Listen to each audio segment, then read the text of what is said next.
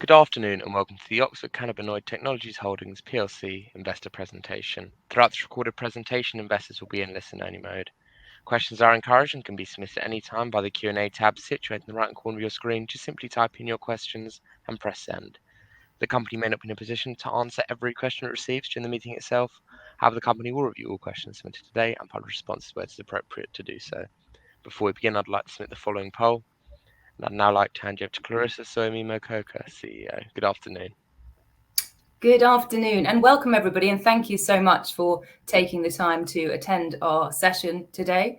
I'm Clarissa Soemi-Mokoka. I'm the CEO here at Oxford Cannabinoid Technologies, and I'm delighted to be joined by my colleagues, Dr. Valentino Pravicini, our Chief Scientific Officer, and our newly minted Chief Medical Officer, Dr. Tim Corn. We're here today to talk you through some of the recent updates over the last weeks and months in the programs that we've got in drug development at the moment. We'll be doing a presentation, so sharing some slides in a few moments. I'll hand over to Val and Tim to take you through those. And those will be aiming to address many of the questions that you've kindly submitted in advance of today's session.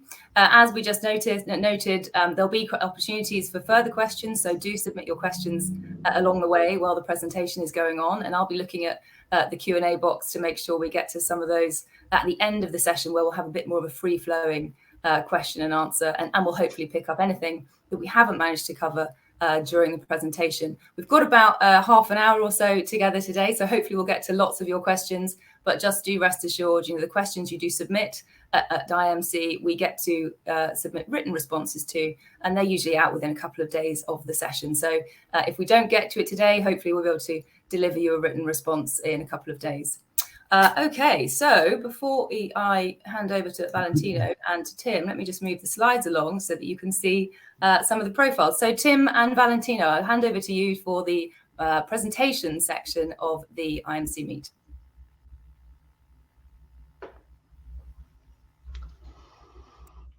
Very good. Well, let me start by introducing myself. My name is Tim Corn, and I've recently joined Cambridge Cannabinoid Technology as Chief Medical Officer. My career started professionally in medicine, and I specialised in neuropsychiatry.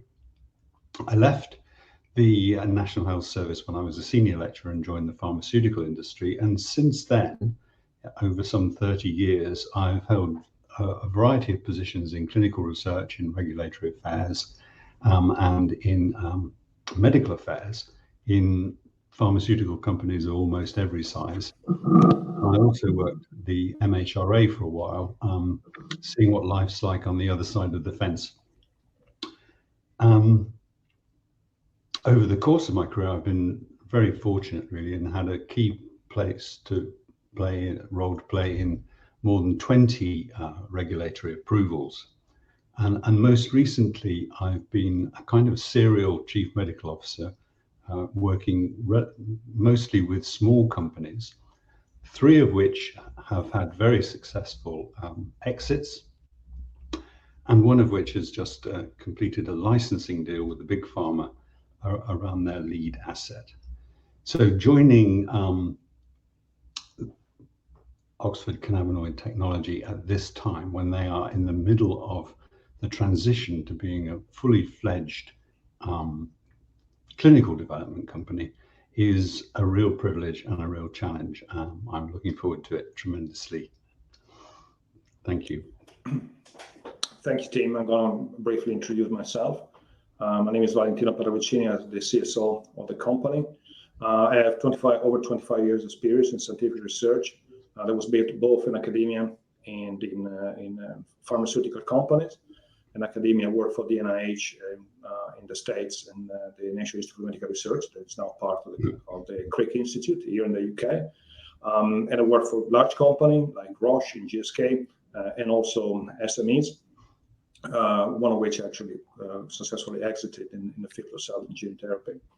I joined OCT before the IPO, and so together with the team will obviously be instrumental to build up the scientific strategy in the pipeline. And I'm happy to start with that, go in that direction. OCT is a pharma company. We're using a pharma approach to reestablish the balance that is broken during for the disease, for illness. We are based on using the cannabinoid.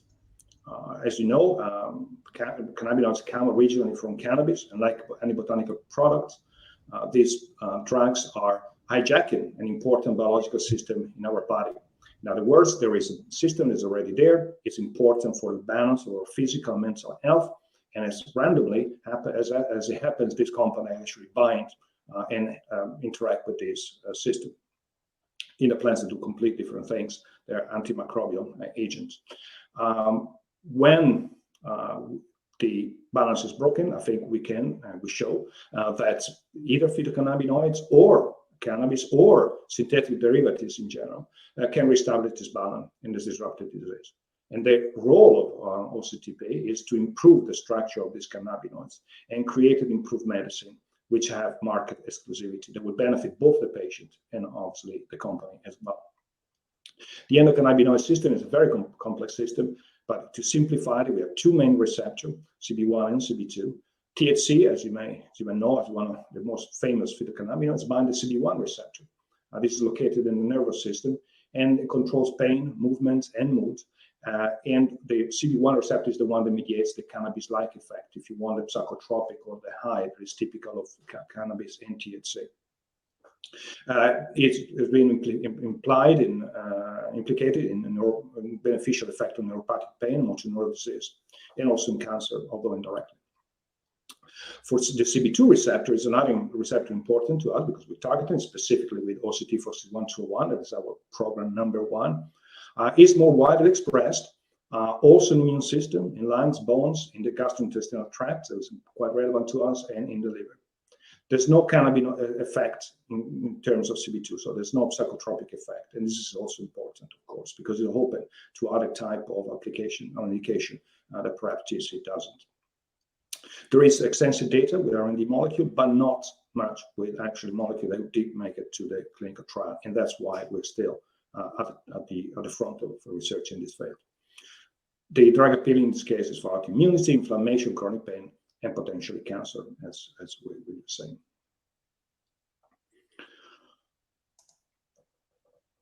OCT has built a pipeline of assets or program, as we call them. There are 4 of them, and starting from left to right to go from the most advanced to the less advanced. You have to think of this a bit like a conveyor belt, where when the more advanced programs move to the next step, for example, to phase 1 or phase 2 clinical trial, the following one will replace it. And the first one will go up again, and therefore we will have a continuous input of programs that will obviously benefit the company, as well as obviously potentially the patient. As I said, we have 4 programs. We're going to address each of them. Some more in depth are sort of more on the surface, but I think it's important we cover all of them. Starting from program number 1, that is our lead compound, OCT for 1201. It's a CB2 agonist. It's a very selective agonist. It is now in phase 1. That started in Q2 2023, and we aim to be in phase 2 in Q1 2024. The compound was licensed by Ascot, and this is sort of program at a glance, if you want. Is a highly selective, small molecule, new chemical entity that was originally described by Ascot. That is a spin-off of Pfizer. OCT has a license and exclusive use worldwide, excluding Japan. This is retained by Ascot to show actually that the company believes in this compound. And in fact, I actually have received an email yesterday asking for information about it. It's really interested in that. There are IP exclusivity coming from both the patent on the compound and on the salt. And the compound is really has a good, really excellent pharmacotoxicology and drug-like characteristic, meaning it's not only a molecule that can add some activity, it can actually turn into a drug. And that makes a huge difference between R&D or drug substance, as we call it. You can see an experiment and so forth, and the drug product goes actually in human. We receive a mature approval, as you know, and the clinical trial in healthy volunteer will start. It started already, and the dosing will be started immediately. On the right here, you see what we call the target product profile.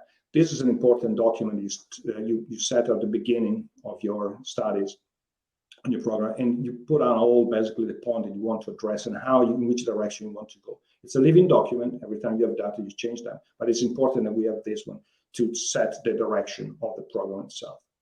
The main indication that targeting with the CB2 agonist are CIPN, or chemotherapy-induced peripheral neuralgia, and IBS, irritable bowel syndrome. We're focusing mostly on CIPN today, and I'll leave it to Tim to talk about this very serious condition. Yes, thank you, Val. This is a very important condition because it affects patients in two different ways. It's a very frequent side effect of two of the main classes of chemotherapy agents, the platins and the taxanes. And it's distressing in itself.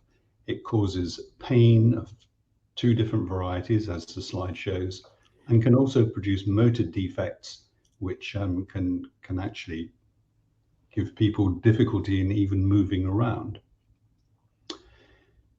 The reason this is a big problem is that this class of chemotherapy agents are the mainstay of treatment for most of the main cancers. Colon, ovarian, lung, breast, all use these agents. And so for the patient who is already having to undergo chemotherapy, getting this side effect on top of the chemo is obviously fairly awful. If the side effect becomes too bad, then it's often necessary to reduce the dose of the chemotherapy agent or even to remove it completely. And that, of course, prejudices their response to their anti-cancer therapy. So all in all, this is a very significant unmet medical need for which there are currently no approved treatments. And we hope to be able to be the first people there with such a treatment. Thanks, Val. No, thank you. So indeed, the plan is to bring actually OCT-461-201 as a first-in-class in this particular indication. So it's very important. I mentioned the clinical trial. This is the protocol, in a nutshell. It's a first-in-human, it's randomized, double-blind, placebo-controlled. I want to stress this: we are using a pharmaceutical approach, and we want to go through the randomized clinical trial. So we're not cutting corners. And we want to go through the randomized clinical trial because that's the only way to achieve basically approval by the regulatory agency, and they will be able to, for our compound to be prescribed and reimbursed when the patient will eventually use it. It's planned to have 4 cohorts in this particular trial. There are healthy volunteer. There is a sort of dose leader design, or sentinel, as we call sometimes, meaning 2 individuals. We take the placebo and one the drug. We check if there are any side effects. If they're not, then we continue with the rest of the cohorts. This is an extra safety measure that is taken to obviously benefits and safeguards actually the healthy volunteer. When the cohort is finished, we will have a meeting and we'll decide whether to continue or not with the next dose. There will be a higher dose, as you can see here on the bottom right. We start with a low exposure, with the cohort 1 with a low dose. That was calculated based on the data that we obtained in the animals and was discussed with the MHRA in terms of the safe level of safety we want to achieve with the first cohort. And then we can increase, and depending whether the compound is have reached low exposure or high exposure, we will have different dosing that will cover all the range that we want to cover in terms of efficacy and safety at the same time. Program 2 is the next one. We call it a natural phytocannabinoid combination. I say natural because they are phytocannabinoids. They are not modified, and we go back to that one in a moment. But they're actually synthesized in a chemical fashion. So they have very high standard compared to some of the cannabinoids that you may extract from the plant. So they come with specific document that attests the fact that they are GMP and they have a certain quality, and this is important. How do we obviously plan to target a particular indication? It's trigeminal neuralgia. Tim is going to talk about it in a moment. And how do we go with that? Well, we decided to go with a drug device combo for an inhalation administration. DMB is actually THC, but it's in synthetic form. It's called dronabinol, or DMB, and CBD are delivered via the inhalation route by a PMDI. That is one of those inhaler that is used, for example, for asthma. There's going to be a picture later on. The dose meter inhalation provide consistency, provide reliability, and faster onset of the efficacy and better availability of the drug that will allow us, hopefully, to reduce also the dosing and potentially side effect. The market exclusivity in this case, THC and CBD cannot, in certain market, cannot be patented or can be exclusive, but exclusivity is coming from the orphan drugs designation, ODD, and proprietary formulation. In some other areas, actually, if you arrive first at a specific indication, you can actually obtain exclusivity anyway. The device and formulation development, the manufacturing, if you want, side of it is being completed and ready for phase 1. And also the safety and toxicology preclinical development is being completed with FDA standard. I want to stress this, although the initial clinical trial will happen in Australia. And as I say, the plan is to do it in Australia, but then we will open an IND, meaning we will go through the US or FDA clinical trial path, allowing therefore to obtain approval also in the US, as well as, of course, in Europe and in the UK. The main targets we did in terms of the APIs, but also in terms of the device itself, or the drug, effectively. We also have a target drug product profile that we wanted to follow, and we're going to talk about some of the work that we've done on that one. But we targeting trigeminal neuralgia, and again, I give it to Tim, that is obviously, as a medical doctor, knows better than me this particular severe indication. Yes, thank you, Val. This is another area of very significant unmet medical need. There is only one drug approved for the treatment of trigeminal neuralgia. It's an anticonvulsant, and it has a life-threatening side effect, aplastic anemia. So it's not a drug that you really want to be taking if you can avoid it. Now, the disease itself, we don't know the cause. What we know is that patients experience an excruciating pain in the domain of the fifth cranial nerve, so down the side of the face, curiously more often on the right than on the left. And this is a very severe pain. Medical textbooks call it lancinating, which is an unusual word, but it means like a knife. And that really is what it is. It can be acute, it can become chronic, and it can become recurrent. So when you have your first episode, you never really know whether that's the end of it or whether it's going to continue for a long while. As I mentioned, carbamazepine is approved in this indication. It was approved a very long time ago. It's not a very nice drug, and the data for it are not particularly strong, which means that a wide range of other drugs are used, gabapentinoids, antidepressants, even Botox, even sometimes surgery to relieve this condition. So the prospect of a treatment that can be delivered very quickly with an inhaler in the acute situation, and chronically for patients who have the condition chronically, is really very exciting, I think, for patients who have this problem. And we look forward to getting into clinical research. I think this is going to be an area where the phase 2 proof of concept can be relatively straightforward, actually, because we can focus on a single episode of pain, and that's always helpful. So with that, I'll hand back to yes. Thank you, Tim. I flirted with the idea to put a picture of a surgery when it's done, and it's not, although it's routine, it's quite dramatic to see actually the type of injury that you get from the surgery itself. So certainly a drug that will actually work with a better efficacy and safety profile is very much needed, and patients are really looking for it greatly. Sorry, I skipped a slide by mistake. So OCT-130401, as I said, is a combination of phytocannabinoid, dronabinol, THC, and CBD. We want to go for the orphan indication that will provide exclusivity and expedited route to the market as well through the FDA and other agencies as well. There is rationale behind it. I'm not going to touch too much. We all know about the fact that there are actually now even clinical trials on the THC and CBD as a combinatorial therapy in neuropathic pain is quite useful. What I wanted to focus though is that the route of administration. I mentioned about sort of the PMDI. This is the instrument.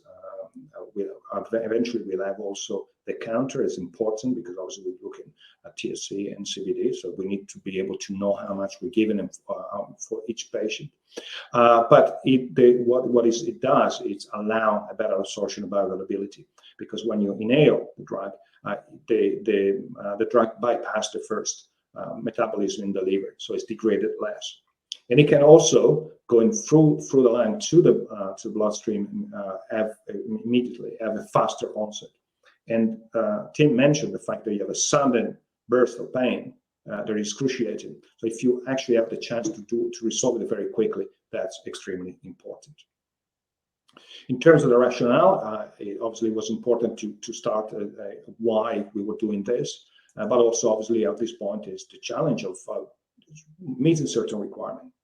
And as I mentioned, unlike vapes and unlike cannabis cigarettes, we need to provide the consistent dose that is metered and that will allow us to basically have a medical prescription.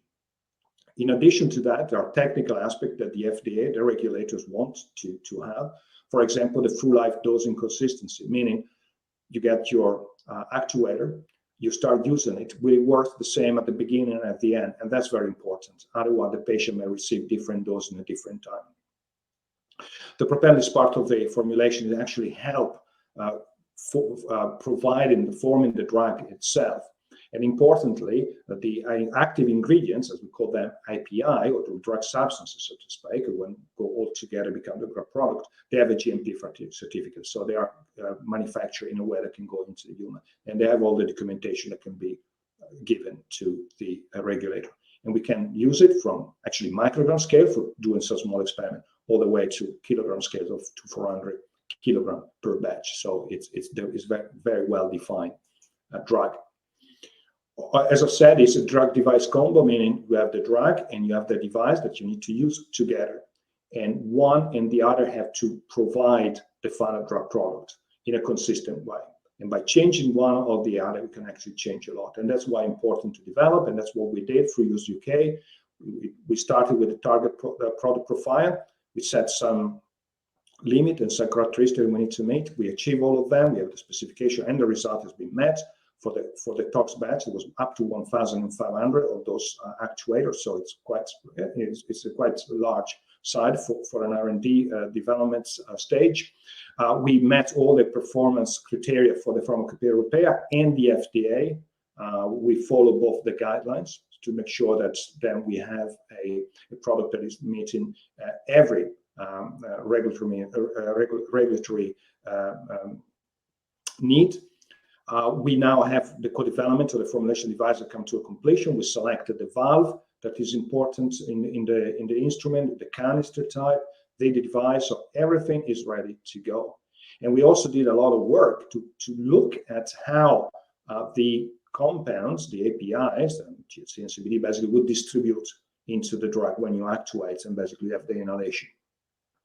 And it's interesting the fact that they go side by side. Also, they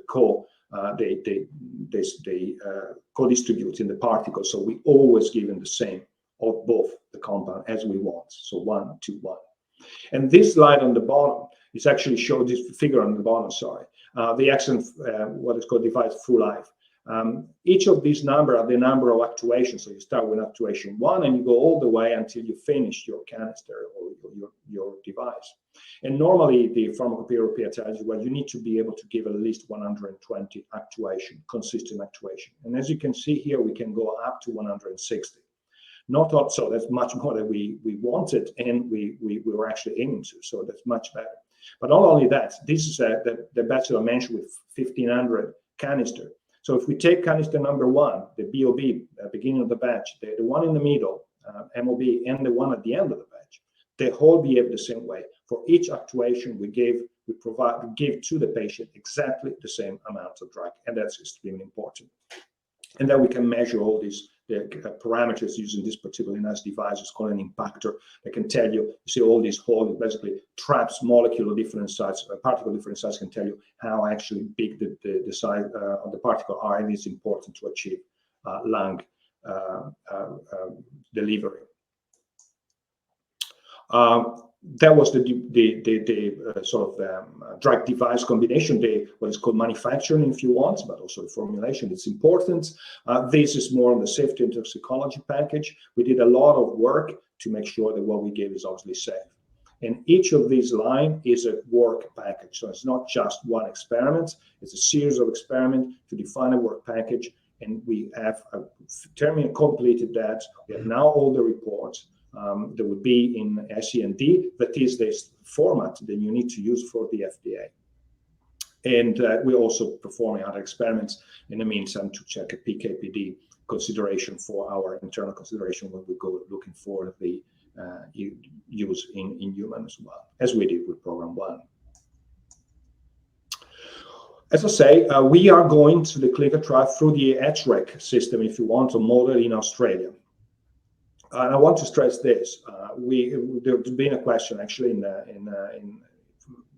for this sort of IMC about what happened to the trial. Why do you say UK? Why do you say Australia? Why do you say US? Well, program 1 is a much easier in the UK. Program 2, the initial clinical trial, phase 1 and possibly phase 2, will be in Australia. Why? I think Australia has a better regulatory landscape. The HREC model represents a linear and simpler regulatory approach. In addition, the local committee, they are one responsible for approve the use into the clinical trial. They are more open to cannabinoid research than any other states. Finally, the phase 1 and phase 2 trial that goes through the HREC can support entry into the IND path. And that's why we mentioned the USA. So although we start in Australia, we will go into the US. We will address the FDA, and we will obtain approval even in that in the States as our aim. In addition to that, there are other benefits. The CROs that we contacted and we then selected, they have significant expertise using cannabinoids. They have significant expertise in pain. They have an knowledge success record. But also have access to a diverse population of healthy volunteers. This is important because when it comes to certain areas, the old scenario where most of the people involved in the clinical trial would be white men, it needs to change. The FDA is very sensitive about this. And in Australia, it's an environment where you have diversity and people coming from Europe, from Mid-Asia and Far East Asia. So you really have a diversity. In addition, there is because of the HREC have more expertise in trying cannabinoid. There are people actually that experienced cannabinoid before, and that is important because THC may give a certain reaction in the healthy volunteer. If it knows that, it will report that as something that is dramatic and we consider as part of the normality of the clinical trial. In addition, there is also a financial benefits. We can maximize the use of Australian government grant system with allowed tax rebates. There is a faster access to clinical trial, the reduced timeline and cost. And in addition, we can leverage a local CDMO that had the capability to manufacture not only controlled substance like THC in a device that is an inhalation, but also in GMP condition. So it's ready for the clinic. So this is very important. Moving on through our other assets or in a pipeline, we have program 3 and 4. I put them together because they stem from the same work package, if you want to call it. That is the library of cannabinoids derivatives that we use. I put the line here: we can improve the structure of cannabinoids to create improved medicine with market exclusivity. There was a question about THC, CBD, CBG. Other companies are using them. I show you we're using THC and CBD with a novel approach, though. Innovative approach. In fact, in program 2, program 3 and 4, these are not THC and CBD. They are derivatives, meaning they are new molecules. Program 3 is a bit more advanced. It's going to target, again, an orphan indication in pain. In program 4, actually, we decided to go in a different direction compared to the other 3 programs. Rather than focusing on pain therapeutic area, we're going to go in oncology.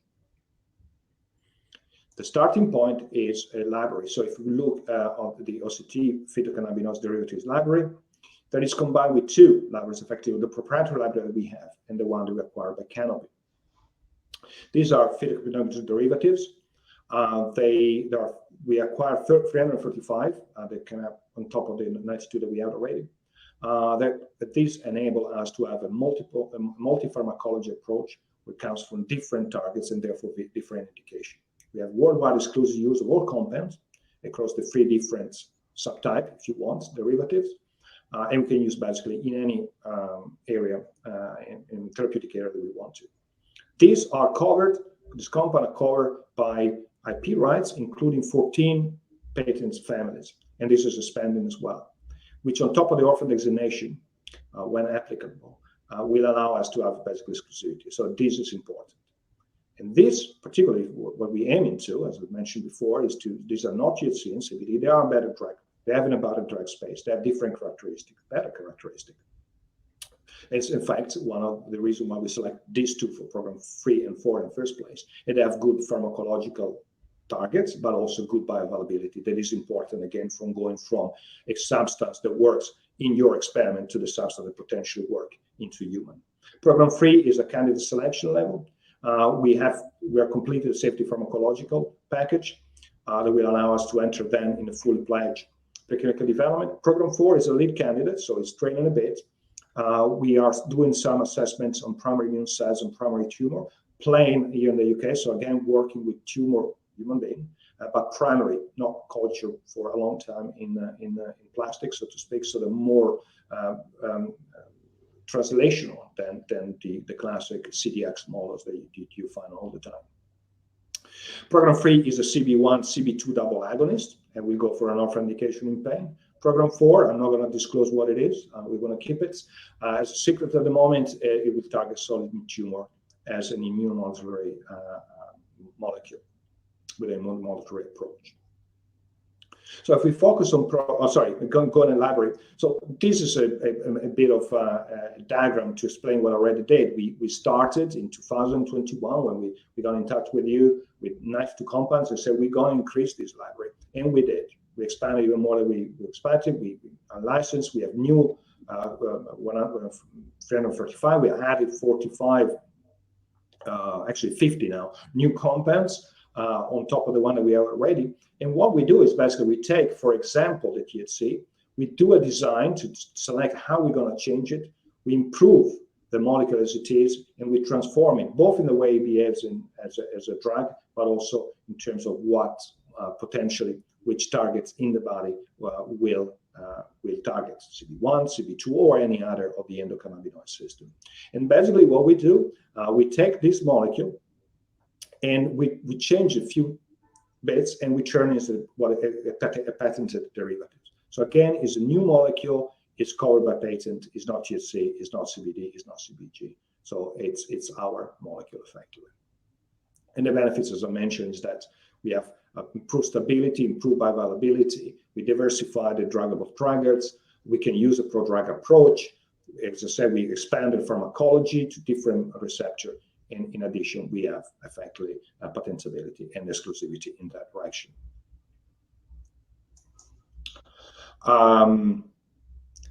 Focusing. So again, the question is, what do you do with these compounds? Why are they so important? how do you figure out if it works or not? So here in the middle, you have a very complicated, but unfortunately this is complicated. It's a representation of what happened when a cannabinoid binds the receptor. You have a series of events inside the cells. A lot of company and a lot of researchers, they focus on one of these and they tell you whether the cannabinoids work or not. But that's not the whole story. If you do that, you miss a lot. You miss the fact that you can have a false positive. It looks like the compound is working, but it's not. Or you can miss actually something exactly as interesting. And we decided together with Ariana to check a lot of this signal. And that's described here in this table. Again, it's very complicated, but each of these columns is a different experiment in a different setting. So we check that. And if we do see something that's interesting, we move into in vivo immediately. We do a basic pharmacokinetic experiment. We check whether the compound goes to the brain, because some compounds do not. And by knowing this, we know whether the compound goes into the bloodstream, meaning it actually goes to the site where it has to have an effect. Now, it is important to say that you will see that these numbers, PO, it means peros, basically through the mouth of the animal. Every time we do an experiment, we use the same route of administration that we're going to use for the human being. That's what we aim for that document I mentioned, the target product profile. We say we're going to peros, then we're going to administer the compound to the drug to the animal peros, so that we see if it works or not in that way. And if it does work, as you can see here, you have good exposure, then we go and look at efficacy. When it comes to pain, for example, we use the tetrad assay to check different aspects, including analgesia. I'm going to show the data in a moment. We are also using other in vitro. The MEA is actually targeted as an assay to look at the effect of our cannabinoids on neurons that deliver the sensation of pain. They're called nociceptor. The MGR, the microglia, there are important cells in inflammation in the brain. They're involved in neurogenic inflammation. And then we can also test other targets like GRP55, for example. It's an important target in several indications. When it comes to program 3, we did all these tests effectively, and we select one of the compounds for a pain indication. And as I show here, these compounds, we give it a provisional name of OCT-609. We anonymize here in this slide. We tested an intertra assay, as I said, to measure analgesia and other aspects, and it does better than THC. It's already active at 3 mg per kg. I show the data here at 10 mg per kg because I want to compare directly with THC. But at 3 mg per kg already, we see a considerable analgesia.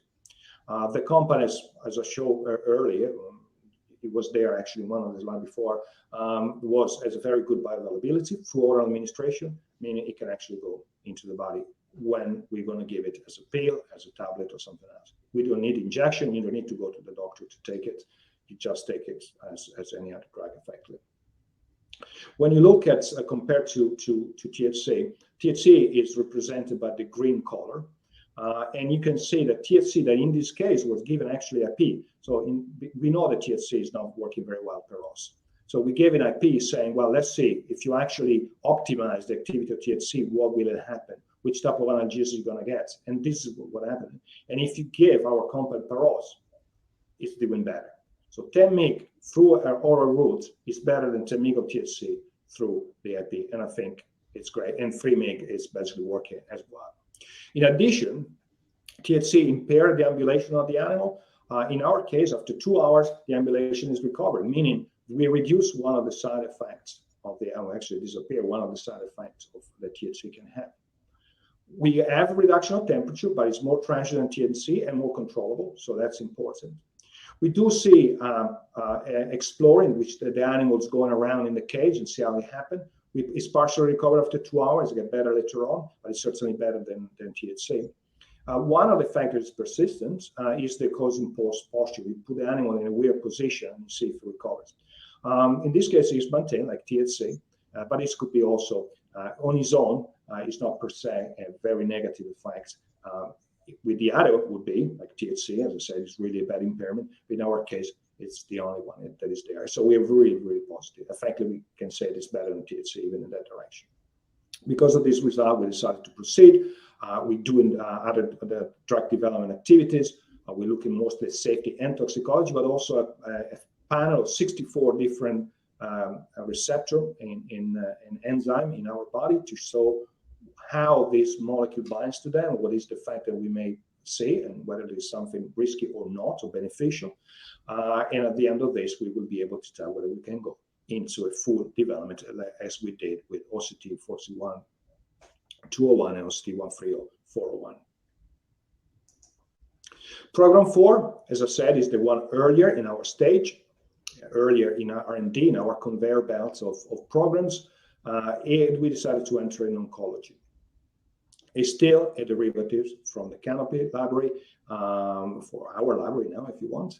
To simplify, it is protected by a patent, or a family patent, actually.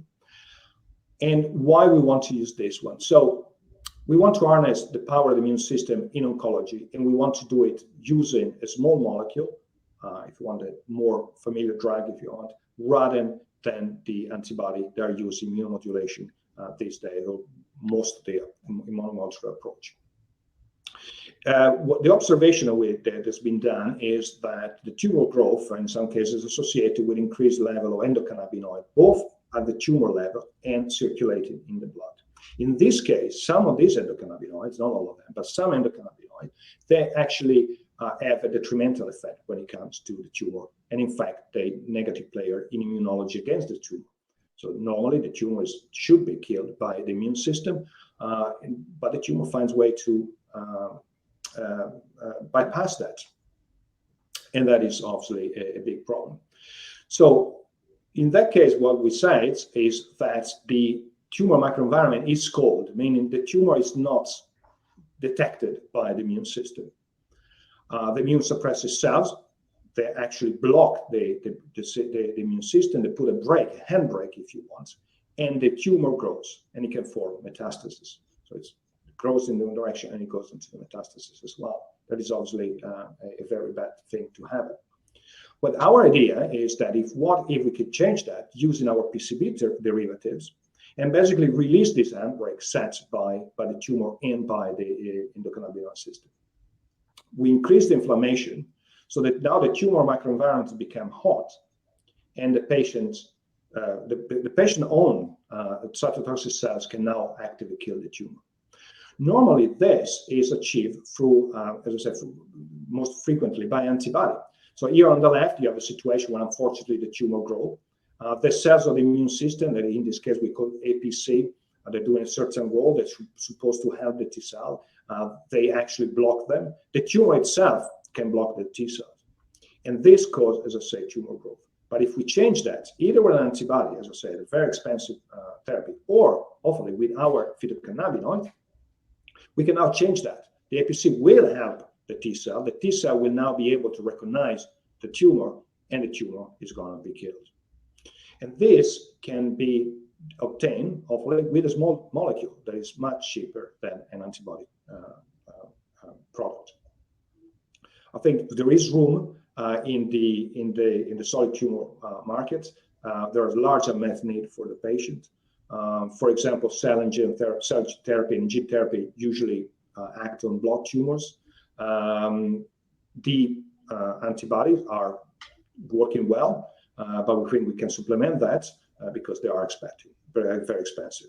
One treatment antibody is around $100,000, if not more, when you put all the cost of actual hospitalization. In this case, also hospitalization would be redundant. And that gives brings to the end our excursus through the four different programs. But basically, as a summary, program 1 is the most advanced. We received approval. The phase 1 clinical trial activities initiated. The first dose in humans expected imminently. Program 2, we completed the safety and toxicology package. We completed the drug device combo development work, and now we are ready to go in phase 1. We are starting writing the regulatory documents, and we have selected CRO and CDMO to start the clinical trial in Australia. Program 3 is at the candidate level and show analgesic activity better than THC, has a profile of unwanted effects that is more benign than THC, and also and we obviously making sure that is as safe as efficacious. Program 4, again, is the one is at the very beginning, or the beginning. We still did actually a lot of work, to be honest. So, but it's not full into the, of course, the preclinical development as such. It's showing very good bioavailability. It's covered by protection, and we are now starting work in human primary immune cells and in human tumor cells, again primary, that we're going to perform here in the UK.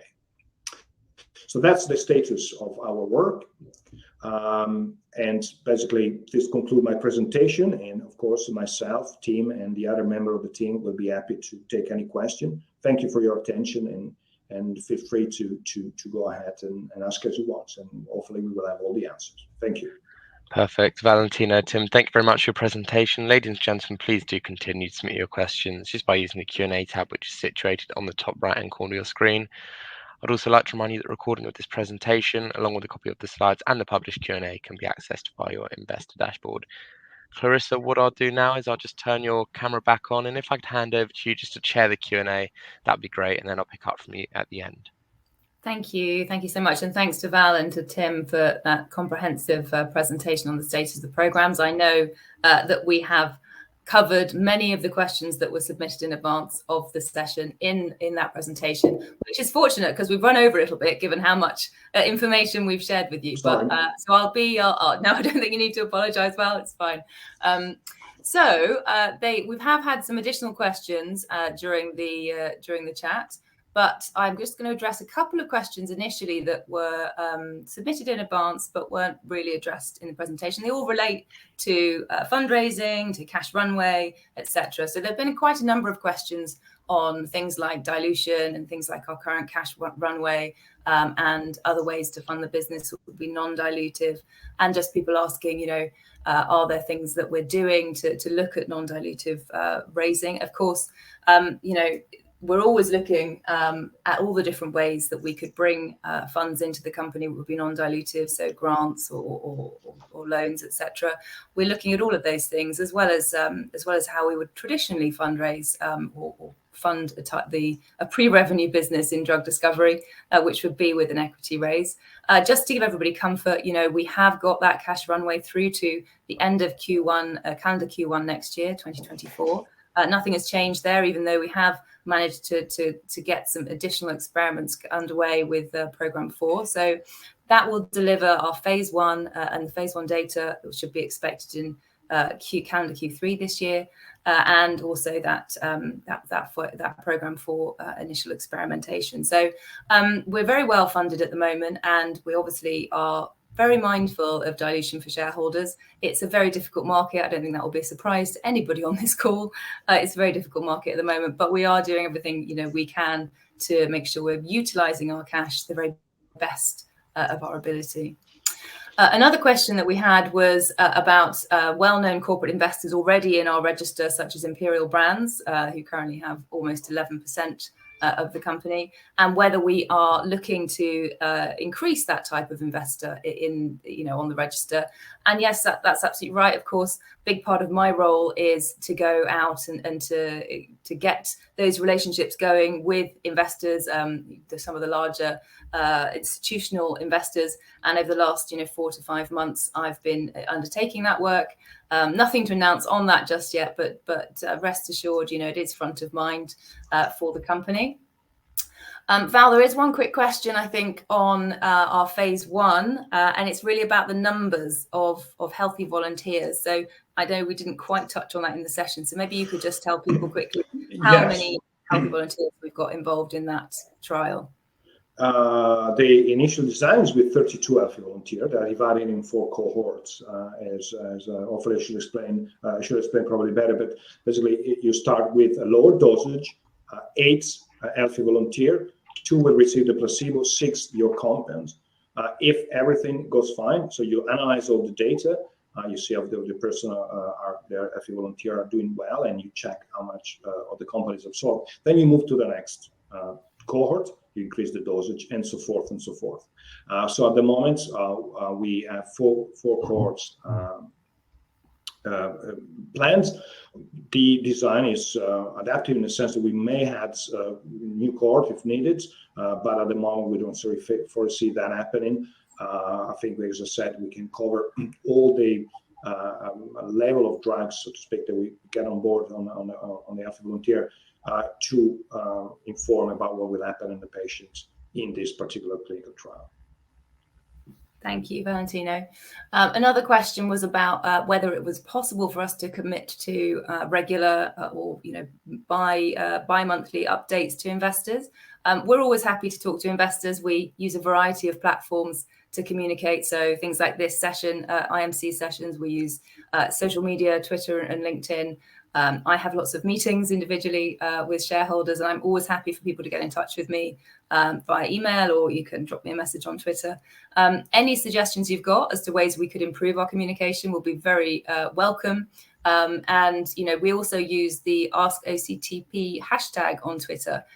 We monitor that quite regularly, and in fact, at the beginning of this year, as a direct result of some feedback from our shareholders, we instigated an FAQ page on our website, which we do monitor and hope to keep up to date with your sort of regular questions. So please do share any other ways you think we might be able to communicate with you better. We're always very keen to do that.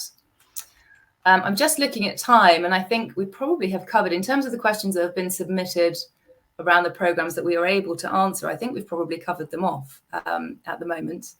We'll obviously get to some of those that perhaps we can't answer right now in writing. But that probably is enough in terms of Q&A, just looking at that time as well. Perfect. Clarissa, Valentino, Tim, thank you very much for that. As you mentioned, I think you have addressed those questions you can from investors. And of course, the company will review all the questions submitted today and will publish those responses out on the Investor Meet Company platform.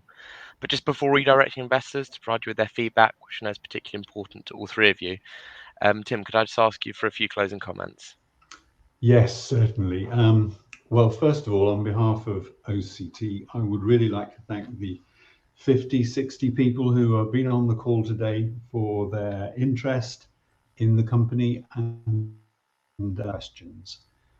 We're all very excited, not only about the rich, deep pipeline that we have, but about the transition that we're about to make into the clinic, which is really important and exciting for me, because I'm going to be looking after it. So that will be excellent. I think it does really mark an important stage in our evolution. We're looking forward to being able to come back to you and tell you how things go when we're in the clinic. So we look forward to further meetings, and thank you all very much.